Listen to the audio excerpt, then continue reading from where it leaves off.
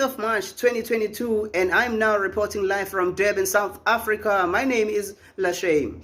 We're witnessing a very difficult time and a very strange time whereby we could be having a World War III taking place. But why would we have a World War III taking place? Why are we at risk of being embroiled in a war that is not ours? It is because Russia has been attacking Ukraine for about 3 weeks right now. The reasons cited by Russia for attacking Ukraine include, but not limited to, they are saying that there is a security risk that they have identified, provided that Ukraine joins the West European bloc of countries that corroborates support to each other in different measures. The president of Ukraine has put up such a strong face. На Банковій, не ховаючись, і нікого не боюсь, стільки, скільки потрібно, щоб перемогти. Well, President Putin, the Russian strongman, has not been backing down himself. We all know that Putin is a strongman and he is not afraid to send soldiers in any region. So he has openly said he can send nuclear bombs to any country that can retaliate and attack the Russian territory. Должны знать, что ответ России будет незамедлительным и приведет вас к таким последствиям. Propaganda has been part and parcel of this war through what we have been seeing on the media, especially on Western media platforms, guys. Why so much propaganda? I mean, propaganda is claiming that Russia is not advancing, or propaganda is claiming that Russia is losing a lot of troops.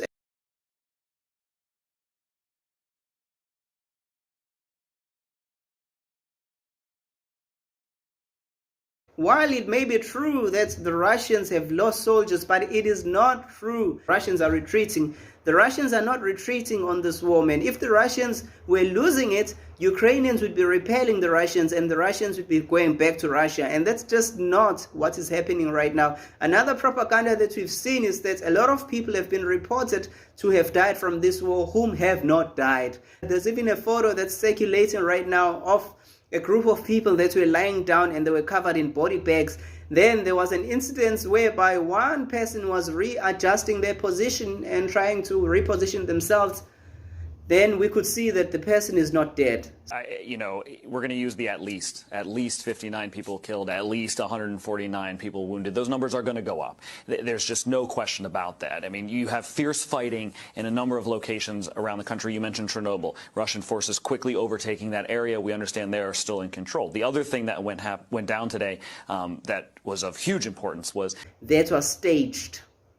Racism has been part and parcel of this whole war, as we've been seeing that African students and Asian students have been prevented from leaving this war zone. Now, it's reported that when people try to leave, the Ukrainian army has been preventing people from leaving and they want to see them there as part and parcel of the war. It is reported that even one Indian student has decided to join the Ukrainian army. If you end up being holed up in a war zone, you might as well think maybe the best strategy for defending myself is to fight. Videos have been posted on social media said to show black people being prevented from boarding a train and left stranded at a railway station in Lviv as Ukrainians were allowed on. Others said they were turned back from the border and were even being shot at.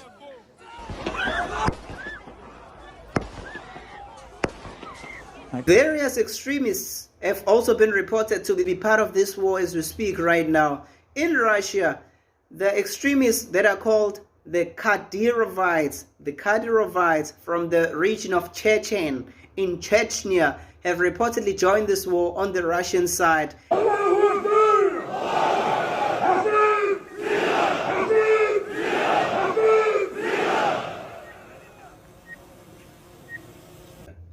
On the Ukrainian side, there's a bad regiment that's reportedly fighting on behalf of Ukraine, and that is Azov Battalion. Azov Battalion is reported to be a Nazi-aligned battalion or regiment. The shooter is linked to a 74-page manifesto filled with white supremacist rhetoric. FBI agents say he expressed a desire to travel to Ukraine to fight with a far-right paramilitary group. At least one member of an American hate group also trained in Ukraine with Azov Battalion. if we were to predict as to who's going to win the war between Russia and Ukraine, we don't really know as to who's going to win or what's going to happen in the end. What we do know is that the Russians are definitely, they don't seem like they're going to pull out of this war unless the Ukrainians, they surrender and then they just say, no, stop it, we are no longer going to be joining NATO, so now we are going to make sure that this region is not going to have NATO. It seems like the Russians have that in mind, or they are going to continue shelling and bombarding the Ukrainian cities like we have been seeing for the past 3 weeks.